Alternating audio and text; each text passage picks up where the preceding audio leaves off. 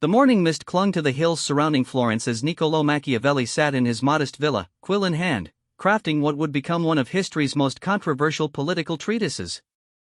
The year was 1513, and the former diplomat found himself in exile, stripped of his position and income, watching from afar as the Medici family reclaimed power in his beloved city-state.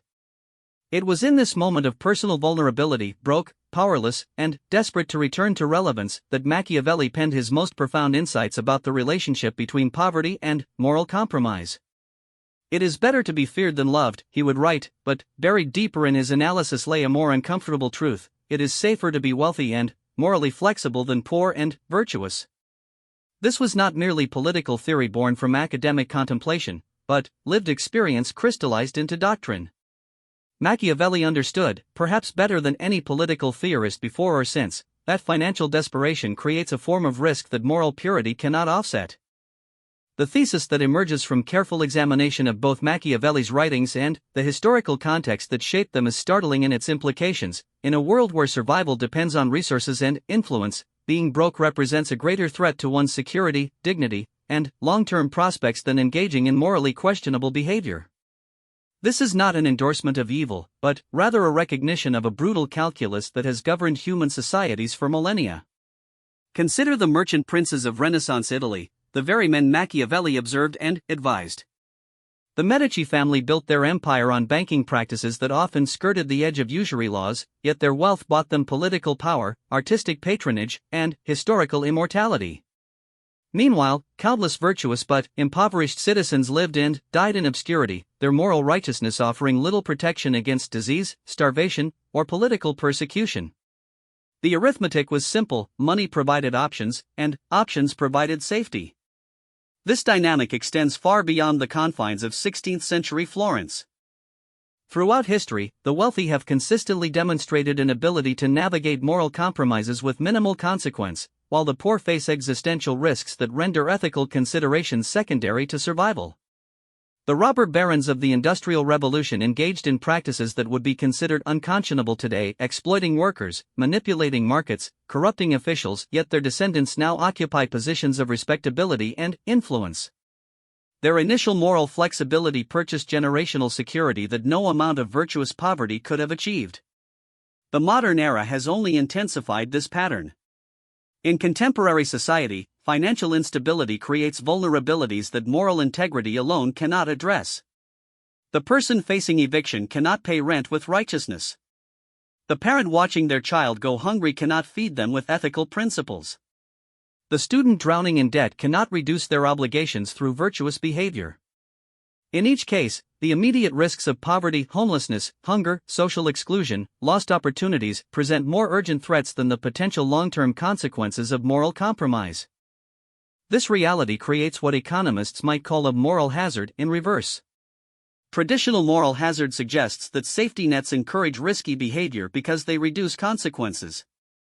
But the phenomenon Machiavelli identified operates differently. The absence of financial security encourages moral risk-taking because the immediate consequences of poverty outweigh the potential future costs of ethical compromise. The broke individual faces a form of moral blackmail imposed by circumstances rather than choice.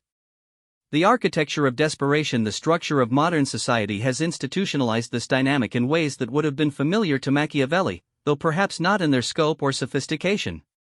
Financial institutions, for instance, have created elaborate systems that reward those who already possess wealth while penalizing those who lack it. Credit scores, which ostensibly measure financial responsibility, often become self-fulfilling prophecies that trap the poor in cycles of expensive borrowing while offering the wealthy access to cheap capital. The person with money can afford to be selective about their financial choices. The person without money must often accept whatever terms are available, regardless of their long-term implications. This creates a moral environment where ethical behavior becomes, paradoxically, a luxury good. The wealthy individual can afford to be honest in their tax reporting because they have sufficient resources to pay what they owe. The poor individual, facing a choice between full disclosure and keeping their utilities connected, confronts a different calculation. The millionaire can afford to be transparent in their business dealings because they have alternative sources of income if a particular opportunity falls through. The entrepreneur operating on borrowed time and maxed out credit cards faces pressure to cut corners that their financially secure competitor never experiences. The legal system reinforces these dynamics through mechanisms that Machiavelli would have recognized immediately. Wealthy defendants can afford experienced attorneys, lengthy appeals processes, and settlements that avoid criminal conviction. Poor defendants often find themselves pressured into plea bargains regardless of their guilt or innocence, simply because they cannot afford the time or money required for a proper defense. The criminal justice system thus becomes another arena where financial resources trump moral considerations in determining outcomes. Corporate environments exemplify this pattern on an institutional scale. Companies with substantial cash reserves can weather the storms created by ethical violations, paying fines, settling lawsuits, and implementing cosmetic reforms while continuing their core operations. Meanwhile, smaller businesses operating on thin margins often face existential threats from even minor regulatory violations or ethical lapses. The large corporation can afford a robust compliance department and team of lawyers to navigate regulatory requirements. The small business owner must often choose between perfect compliance and staying afloat. This disparity extends to the individual level within organizations. The well-compensated executive can afford to take principled stands because they have financial cushions to fall back on if their integrity costs them their position.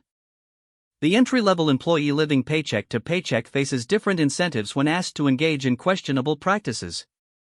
Their moral courage, while admirable, could result in unemployment, eviction, and genuine hardship for their families.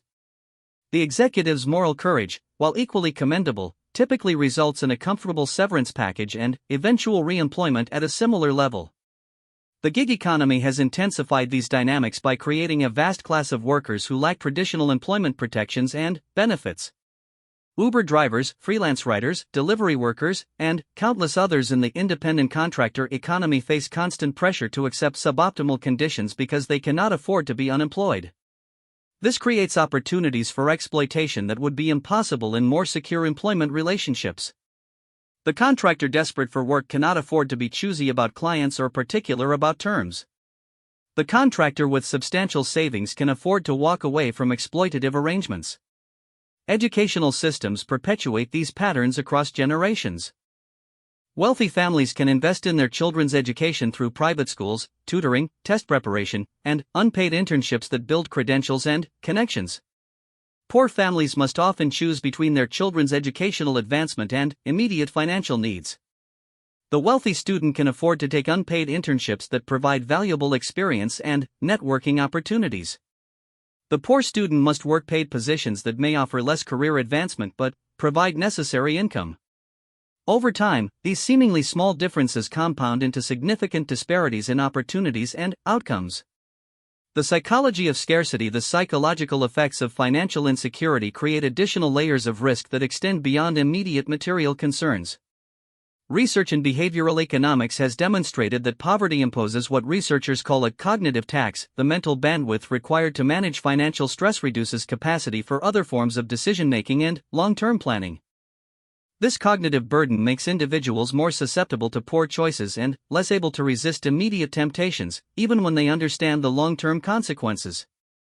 Scarcity mindset affects moral reasoning in predictable ways. When basic needs are threatened, the brain's survival mechanisms override higher-order ethical considerations. This is not a character flaw but a feature of human psychology that evolved in environments where immediate survival took precedence over abstract moral principles. The person facing eviction literally cannot afford to consider the broader implications of their choices with the same clarity as someone whose basic needs are secure.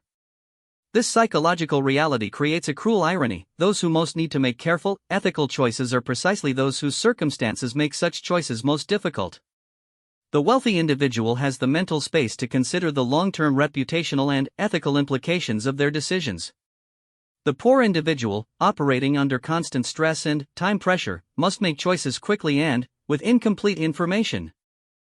The wealthy person can afford to seek advice from lawyers, accountants, and consultants before making important decisions. The poor person must often act on limited information and hope for the best. Social isolation compounds these effects. Poverty often comes with social stigma that reduces access to the networks and relationships that might provide guidance, opportunities, or simple moral support.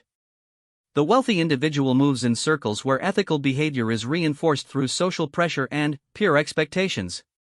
The poor individual may find themselves in environments where survival requires adopting the moral flexibility of those around them. The single mother in a struggling neighborhood faces different social pressures than the suburban executive, and these pressures shape available choices in profound ways. The stress of financial insecurity also affects time horizons in ways that influence moral reasoning. When someone is struggling to pay this month's rent, next year's consequences seem abstract and distant. The wealthy individual can afford to think in terms of decades and generations, building strategies that prioritize long-term reputation and relationships.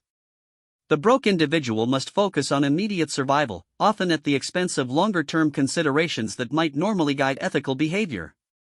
This temporal distortion helps explain why financial crimes often follow patterns of escalation. The initial compromise might be small, borrowing from petty cash with the intention of paying it back, inflating an expense report to cover an emergency, or accepting a questionable client to make payroll.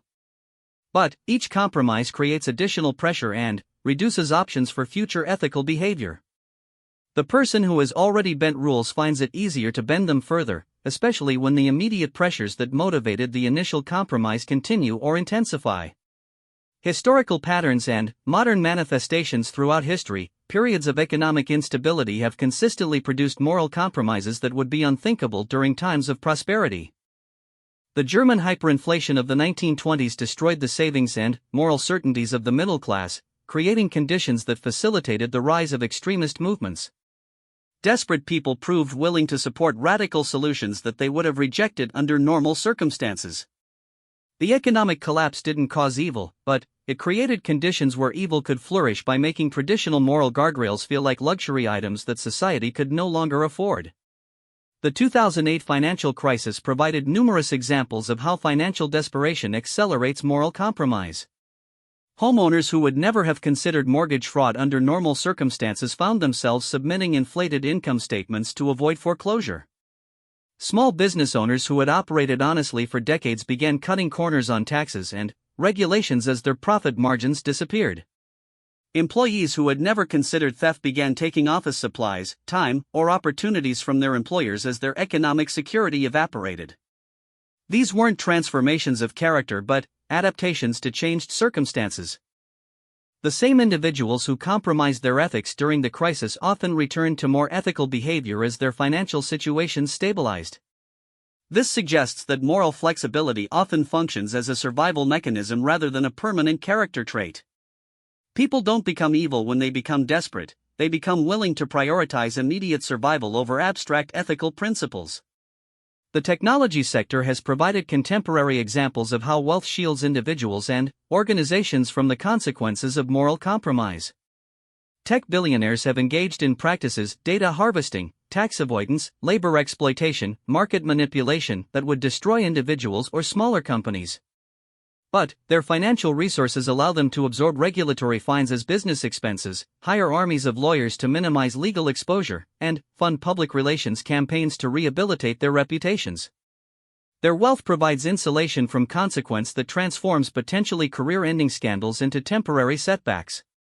Meanwhile, startup entrepreneurs operating without safety nets face different incentives. The founder who has mortgaged their house and maxed out their credit cards to fund their company cannot afford the compliance costs that established competitors take for granted. They must choose between perfect adherence to complex regulations and the speed necessary to achieve profitability before their money runs out. The ethical frameworks that work for established companies with substantial legal departments often prove impractical for resource-constrained startups. This creates a competitive dynamic where established players can use regulatory compliance as a barrier to entry, forcing new competitors to choose between following rules they cannot afford to follow or accepting legal risks they cannot afford to take. The result is a market structure that favors large, established players who can afford to be ethical over smaller, more innovative competitors who cannot. The pharmaceutical industry exemplifies this pattern on a global scale. Large drug companies can absorb the costs of extensive clinical trials, regulatory compliance, and patent protections that make generic competition difficult. They can also absorb the costs of occasional ethical lapses, paying billions in fines for off-label marketing or hiding adverse trial results, while continuing their core operations. Meanwhile, smaller companies and researchers in developing countries, lacking comparable resources, often find themselves excluded from markets or forced to accept partnerships on unfavorable terms. The evolution of corruption. Modern corruption has evolved far beyond the crude bribery and kickback schemes that Machiavelli observed in Renaissance Italy. Contemporary forms of financial influence operate through legal mechanisms that achieve similar results with reduced legal exposure. Campaign contributions, lobbying expenditures, consulting contracts, speaking fees, and revolving door employment create financial relationships that influence decision-making without technically constituting corruption. These sophisticated forms of influence require substantial financial resources to deploy effectively. The wealthy individual or organization can hire former regulators as consultants, fund think tanks that produce favorable research, and maintain relationships with current officials through legal financial arrangements. The poor individual or organization lacks access to these influence mechanisms and must rely on traditional democratic processes that carry no guarantee of success. This creates a two-tiered system of political influence where financial resources determine access to power. The wealthy can afford to be patient, building relationships and gradually shaping policy over years or decades. The desperate cannot afford such patience and may resort to more direct forms of influence that carry greater legal risks. The result is a system where financial resources not only provide insulation from the consequences of moral compromise but also reduce the need for such compromise by providing legal alternatives. Regulatory capture represents another sophisticated evolution of the basic dynamic Machiavelli identified. Industries with substantial financial resources can effectively purchase regulatory oversight by funding the agencies that oversee them, hiring former regulators, and creating financial incentives for current regulators to avoid antagonizing regulated industries. This creates regulatory environments that favor established players who can afford to participate in these influence networks over smaller competitors who cannot. The complexity of modern regulatory systems also creates advantages for those with financial resources to navigate them. Tax codes, financial regulations, employment laws, and environmental standards have become so complex that compliance requires substantial investment in legal and accounting expertise. Large organizations can afford to hire teams of specialists to identify loopholes and minimize their regulatory burden. Small organizations must either accept higher compliance costs or higher legal risks. This regulatory complexity functions as a barrier to entry that protects established players from competition while creating opportunities for legal forms of rule bending that would be impossible in simpler regulatory environments. The sophisticated tax avoidance strategies employed by multinational corporations require armies of accountants and lawyers that smaller competitors cannot afford. The result is a system where scale provides advantages not just in production efficiency but in regulatory arbitrage. Social networks and safety nets. The relationship between financial resources and social networks creates additional layers of advantage for the wealthy that extend beyond direct monetary benefits. Wealthy individuals typically possess social connections that provide early warnings about regulatory changes, business opportunities, and potential problems. These networks function as informal insurance systems that reduce risks and increase opportunities for their members. Poor individuals, lacking such networks, must navigate complex systems without guidance or support. They are more likely to miss opportunities, fall victim to scams, and make mistakes that could be avoided with better information or advice. The wealthy person considering a questionable business opportunity can consult with lawyers, accountants, and experienced peers before proceeding. The poor person may lack access to such consultation and must make decisions based on incomplete information. Professional networks also provide mechanisms for reputation rehabilitation that are unavailable to those outside them. The wealthy individual who experiences a scandal can often find alternative opportunities within their professional network, sometimes with the explicit understanding that their previous difficulties make them more rather than less valuable as allies. The poor individual who experiences similar difficulties typically finds doors closed rather than opened. Educational institutions play crucial roles in creating and maintaining these networks. Elite universities function as sorting mechanisms that identify individuals with either existing wealth or potential for future wealth creation, then provide them with access to networks that persist throughout their careers. The Harvard MBA who engages in questionable business practices can typically find new opportunities through alumni networks. The community college graduate who makes similar mistakes often finds themselves permanently excluded from similar opportunities. These networking effects compound over time, creating what economists call increasing returns to scale in social capital. Each successful connection increases the value of existing connections and creates opportunities for additional connections. The wealthy individual's network grows stronger and more valuable over time, while the poor individual's limited network may actually shrink as economic stress strains relationships and reduces opportunities for new connections. Family wealth provides perhaps the most important safety net of all. The wealthy individual who makes serious mistakes, whether moral or financial, often has family resources to fall back on. This knowledge of having a safety net paradoxically makes it safer to take risks, including moral risks, because the consequences of failure are limited. The poor individual, knowing that failure could result in homelessness or hunger, must be more conservative in their risk-taking, including their willingness to refuse unethical opportunities. This creates a perverse situation where those who can most afford to be ethical, the wealthy, are also those who can most afford to be unethical, while those who most need to be ethical, the poor, are also those who can least afford such scruples. The wealthy person's safety net makes both moral courage and moral compromise less risky, while the poor person's lack of safety net makes both more risky. The mathematics of moral hazard, the economic concept of moral hazard, where insurance or safety nets encourage risky behavior, operates in complex ways when applied to wealth and moral choice. Traditional moral hazard suggests that people take greater risks when they are protected from consequences. But wealth creates a different form of moral hazard where the protection itself becomes a factor in risk calculation. The wealthy individual contemplating an unethical act can calculate the potential costs with greater precision because they have resources to manage those costs. They can afford legal representation, they can absorb financial penalties, and they can survive temporary exclusion from certain opportunities. This makes the risk-reward calculation more favorable for unethical behavior because the downside risks are manageable. The poor individual faces a different calculation where both ethical and unethical choices carry enormous risks. Remaining ethical might mean accepting poverty, homelessness, or hunger. But engaging in unethical behavior might mean criminal conviction, permanent exclusion from employment opportunities, or social stigma that compounds existing disadvantages. Neither choice offers clear advantages, but the immediate risks of poverty often outweigh the potential future consequences of moral compromise. This creates what game theorists might call a dominant strategy problem where wealth provides better outcomes regardless of moral choices. The wealthy person who behaves ethically enjoys security, respect, and opportunities. The wealthy person who behaves unethically may face some consequences but typically retains most advantages of wealth. The poor person who behaves ethically remains poor and may struggle to improve their situation.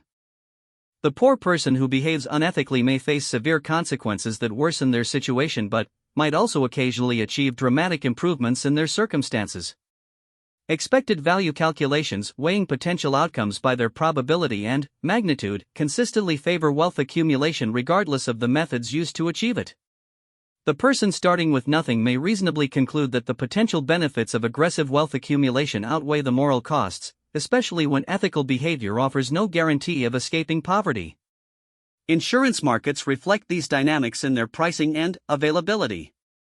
Wealthy individuals and organizations can purchase insurance against many forms of risk, including some forms of legal and reputational risk. Poor individuals often cannot afford comprehensive insurance and must bear risks personally that the wealthy can transfer to insurance companies. This creates additional incentives for the poor to avoid any behavior that might trigger uninsured losses, even when that behavior might be morally justified. Professional liability insurance exemplifies this pattern. Lawyers, doctors, and other professionals can purchase insurance that covers them against claims of malpractice or misconduct. This insurance allows them to take professional risks that might benefit their clients or patients because their personal exposure is limited. Professionals who cannot afford such insurance must be more conservative in their practice, potentially providing lower quality services because they cannot afford to take risks that might benefit their clients. Cultural reinforcement. Society's cultural and legal structures reinforce the advantages of wealth in ways that extend beyond explicit rules and regulations. Social norms around business entertainment, gift-giving, and relationship building often require financial resources to participate effectively. The wealthy individual can afford to engage in the social activities that build business relationships and create opportunities. The poor individual may find themselves excluded from these networks not through explicit discrimination but through inability to afford participation. Professional dress codes, for instance, require substantial investment in clothing that may consume a significant portion of a poor individual's income while representing a trivial expense for a wealthy individual. The poor person wearing discount clothing to a business meeting may be perceived as less professional or competent, regardless of their actual abilities. These perceptions can affect opportunities and outcomes in ways that compound over time. Educational credentials function similarly as barriers that require both financial resources and cultural knowledge to navigate effectively. The wealthy family can afford test preparation, application consultants, and unpaid internships that build competitive advantages for their children. They also possess cultural knowledge about how elite institutions operate and what they value. Poor families must navigate these systems without guidance while competing against applicants who have benefited from substantial investment and cultural preparation. Legal systems embed assumptions about financial resources that create systematic advantages for wealthy defendants and litigants. Court schedules, filing deadlines, and procedural requirements assume that parties can afford to take time off work, hire professional representation, and navigate complex bureaucratic processes. Poor individuals often find themselves at disadvantage not because of explicit bias but because the system's structure assumes resources they lack. Bail systems exemplify this dynamic. Wealthy defendants can typically afford to post bail and prepare their defense from outside jail. Poor defendants may spend months in jail awaiting trial, losing employment and housing while their ability to assist in their own defense deteriorates. This creates pressure to accept plea bargains regardless of guilt or innocence, simply to end the immediate punishment of pretrial detention. Civil litigation operates similarly. Wealthy plaintiffs can afford to pursue cases through lengthy appeals processes, while poor plaintiffs often must accept early settlements or abandon valid claims due to inability to finance litigation. Wealthy defendants can afford to make litigation expensive for their opponents, using procedural motions and appeals to exhaust their opponents' resources. Poor defendants often cannot afford adequate representation and may lose cases they might have won with better legal counsel. Technological acceleration. Modern technology has accelerated these dynamics in ways that would have amazed Machiavelli while confirming his basic insights about the relationship between resources and power. Digital platforms have created new forms of wealth that operate according to winner-take-all dynamics where small initial advantages compound into enormous disparities over time. Social media platforms, for instance, allow wealthy individuals and organizations to purchase influence through advertising, sponsored content, and algorithmic manipulation. They can hire teams of specialists to manage their online presence, respond to criticism, and shape public perception. Poor individuals must manage their own online presence while competing for attention against professionally managed accounts with substantial advertising budgets. Cryptocurrency markets have created new opportunities for both legitimate wealth creation and sophisticated forms of fraud and manipulation. Wealthy early adopters could afford to invest in cryptocurrency while it was still speculative and risky. They could also afford to lose their investments if the technology failed. Poor individuals who invested in cryptocurrency often did so with money they could not afford to lose, making them more vulnerable to scams and more likely to make desperate decisions when their investments declined. High-frequency trading and algorithmic investment strategies require substantial technological infrastructure and capital investment that place them beyond the reach of ordinary investors. Wealthy individuals and institutions can afford to invest in these technologies, gaining advantages in financial markets that compound over time. Poor individuals must rely on simple investment strategies that generate lower returns and offer fewer opportunities for rapid wealth accumulation. E-commerce platforms have created opportunities for small businesses to reach global markets, but success often requires substantial investment in technology, marketing, and logistics that favor established players over newcomers. The successful e-commerce seller must invest in search engine optimization, advertising campaigns, inventory management systems, and customer service infrastructure. The poor entrepreneur starting with limited capital must compete against established sellers who can afford to operate at losses while building market share. Gig economy platforms promise economic opportunity for anyone with a smartphone and vehicle, but the reality often involves competition against participants who can afford newer vehicles, higher-end equipment, and full-time availability. The driver using an older vehicle for part-time income cannot compete effectively against the driver who has invested in a new vehicle and can work full-time. The result is often a race to the bottom where participants accept lower wages and worse conditions to remain competitive. Institutional responses and systemic solutions. Recognizing the dynamics Machiavelli identified does not require accepting them as inevitable or desirable. Throughout history, societies have developed institutional responses designed to reduce the advantages of wealth and provide alternative sources of security and opportunity for those without financial resources. Public education systems represent one such response, designed to provide equal access to human capital development regardless of family wealth. However, these systems often struggle against the advantages that wealthy families can provide through private education, tutoring, and extracurricular activities.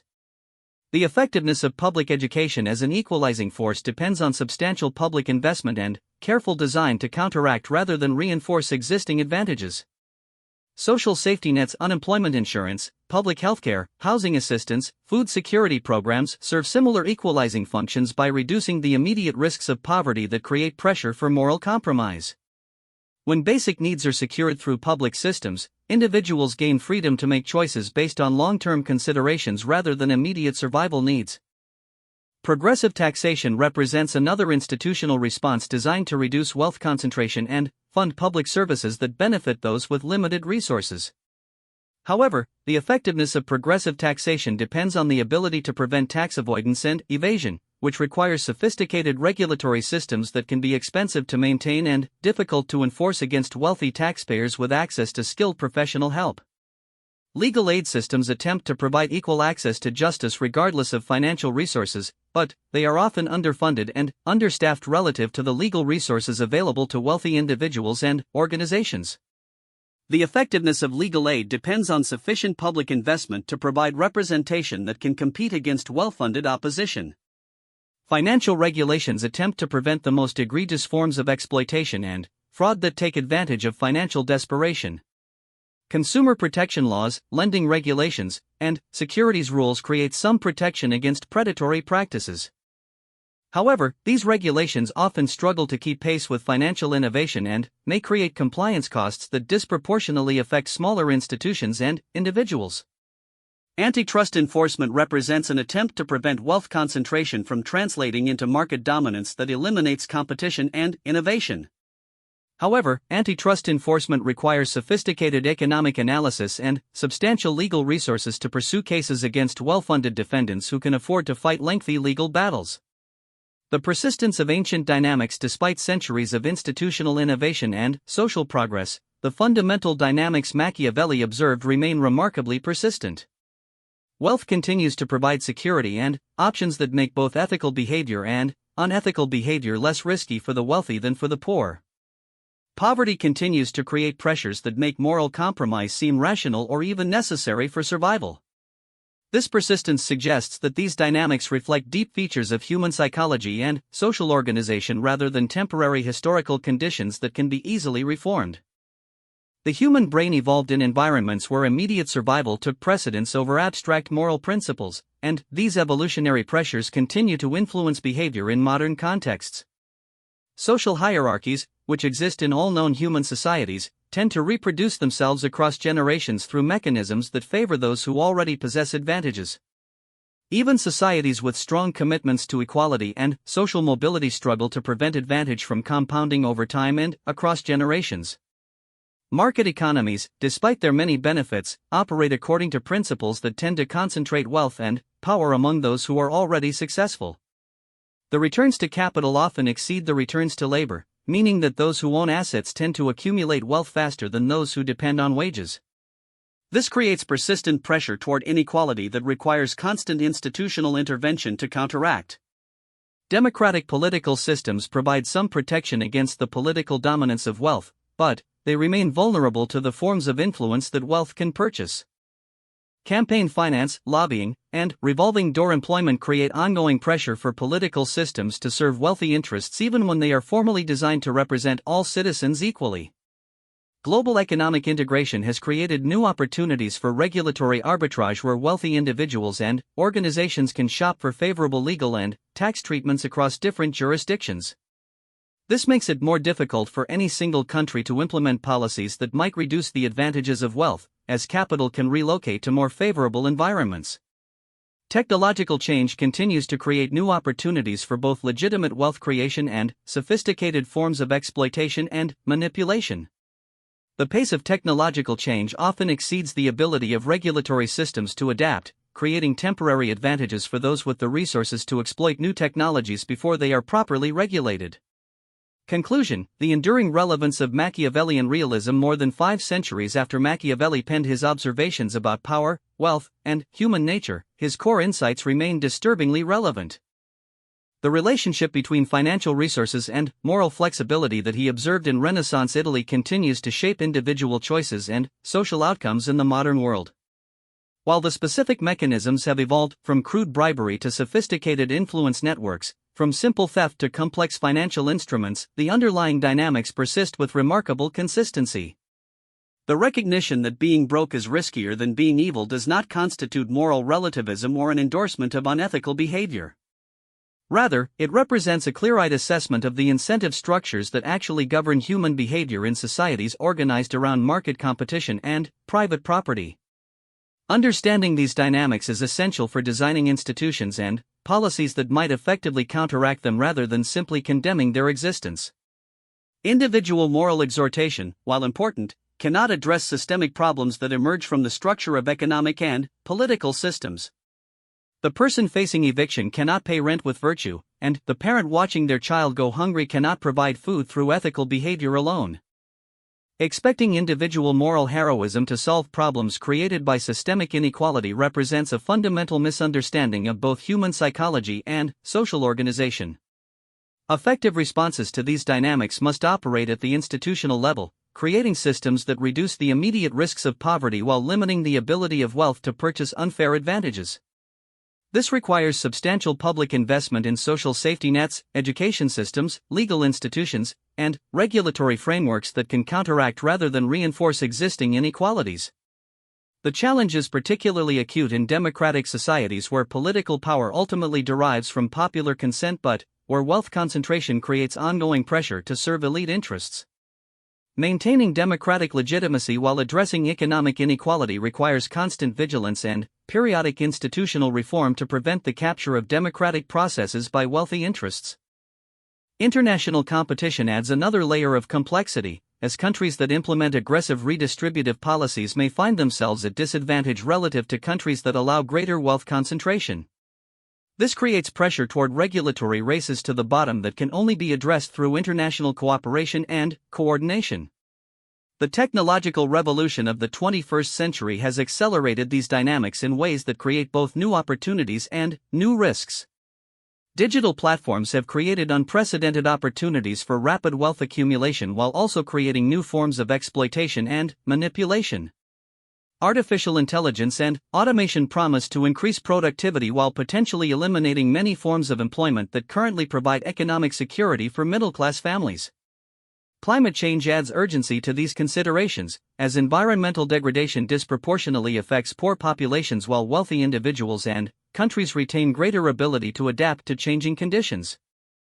The intersection of economic inequality and environmental crisis creates risks that could destabilize societies and democratic institutions if not addressed through coordinated policy responses. The persistence of the dynamics Machiavelli identified across such different historical contexts suggests that they reflect fundamental features of human nature and social organization rather than contingent historical circumstances. This does not make them inevitable or unchangeable, but it does suggest that addressing them effectively requires sustained institutional effort rather than simple policy adjustments. The goal should not be to eliminate inequality entirely, which may be neither possible nor desirable, but rather to ensure that economic differences do not translate into fundamental differences in human dignity, political rights, or life opportunities. This requires institutional arrangements that provide genuine security and opportunity for all citizens while maintaining incentives for productivity and innovation. Machiavelli's realism about power and human nature need not lead to cynicism about the possibility of creating more just and equitable societies. Rather, it can inform more effective strategies for institutional design that account for the actual incentives and constraints that shape human behavior. Understanding why being broke is riskier than being evil is the first step toward creating societies where neither condition is necessary for security and prosperity. The uncomfortable truth that Machiavelli recognized, that survival often takes precedence over virtue, need not be accepted as a permanent feature of human societies.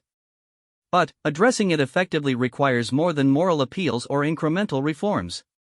It requires fundamental institutional changes designed to ensure that ethical behavior is not only morally right but also practically viable for individuals and organizations regardless of their economic circumstances. In the end, the measure of a just society is not whether it eliminates all moral compromise, an impossible standard, but whether it creates conditions where moral behavior is as safe and practical as immoral behavior. This is the challenge that Machiavelli identified 5 centuries ago, and it remains the central challenge for any society committed to both prosperity and justice.